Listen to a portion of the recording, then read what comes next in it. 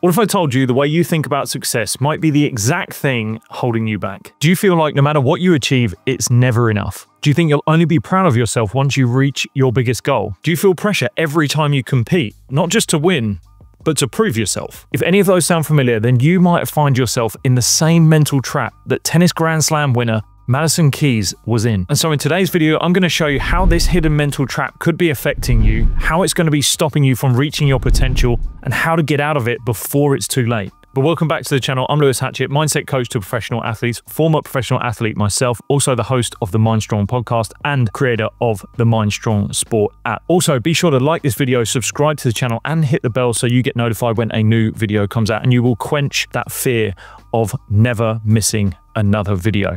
All right, let's go. So on Saturday, the 25th of January, 2025, Madison Keys won her first ever Grand Slam title at the Australian Open. Fun fact, I was actually there at the event. But what was interesting was that Madison Keys actually had turned pro at the age of 14. And despite having made quarterfinals, semifinals, and even a final in Grand Slam tournaments before, she didn't actually get to put her hands on the trophy until the age of 29, almost 15 years later.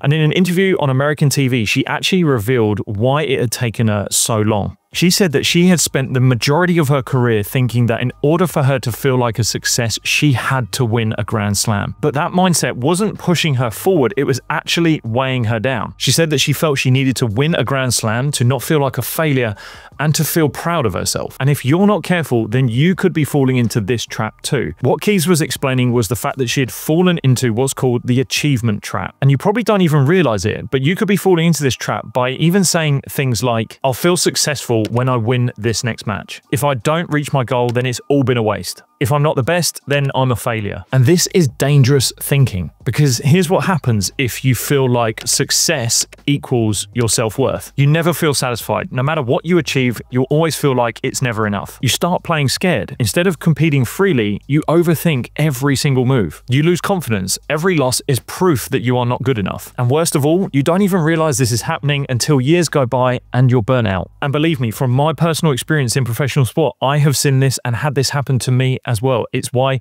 shifting your mindset is so crucial, and we're going to talk about how you can do that. And so for years, Madison Keys thought that winning a Grand Slam was the only way to validate her success and her worth, until she reached a breaking point, pun intended. And Madison Keys started revealing what she was doing. She went into therapy and started uncovering subconscious beliefs that she didn't realize she already had. She realized that she'd been chasing validation rather than looking for improvement. And she finally started playing without the weight of saying, I have to win. And guess what happened? She finally won. The moment she stopped playing for validation and actually started playing for the love of tennis, she actually unlocked her best tennis. This is the exact same trap that you might be caught in now. The more you think about winning will make you feel enough, the more you actually put pressure on yourself. And the more pressure that you put on yourself, the worse you play. So how do we break out of this achievement trap and shift our mindset to some new thinking? While therapy is a great choice for many people, and especially people later on in life, I had done it later on in life, and elite athletes I know do it as well. It may not be the thing for you right now, and there are some other things that you can be doing to get there. It all comes down to shifting your focus from proving to improving. And so step one, we want to identify some hidden barriers. Now this one may not be comfortable, but you are going to need to ask yourself some brutally honest questions. 3 questions I want you to ask yourself are, would I still love this sport if I never reached my biggest goal? Do I feel proud of my progress, or do I only care about results? Do I play better in practice than in games because I'm too afraid to mess up? If these questions make you feel uncomfortable, then they're probably the right questions, and they're also a sign that things need to change. Step 2 is where we need to redefine success. Right now, your brain is making you think that winning equals success and losing equals failure. But the very best athletes train their minds to think that learning equals success. Competing freely equals success. Your best effort and full focus equals success. Developing and expressing positive character traits is success. The moment you realize that it's not actually the results that define you, but so many other things that can define you, not only as an athlete, but as a person, can make you realize that you can see success in any performance that you have. And when you start to redefine success in these new ways, then you'll start to recognize that regardless of what the result is, that you can actually find success in every performance that you have. And then finally, step 3 is to mind your language. And I don't mean this in terms of profanities. It's to start recognizing either how you're talking to yourself or about yourself. And the way you do this is create a personal mantra. Madison Keys in the Australian Open Grand Slam final was saying to herself, be brave, play the way you want to play. None of those things she was saying to herself were about the result or the points she was trying to win. It was all about her character and the way she was going about her performance. And the other is to reframe your language, either internal or externally. Instead of saying, I need to win, say, I want to win.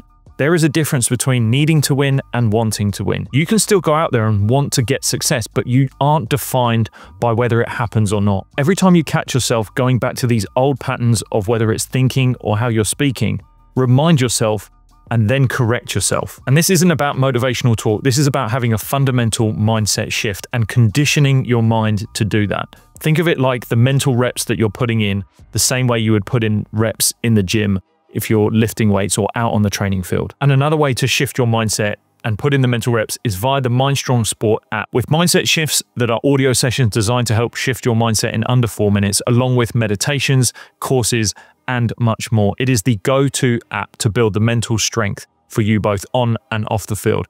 Download via the iOS and Android app stores today. Head to the description of this video to get your exclusive offer and get started right away. All right, there we have it. And my last challenge to you is to put a comment in this video to let me know what is the one belief about success that you need to change today. Will you stop tying your self-worth to results? Will you start to play with character rather than looking for validation?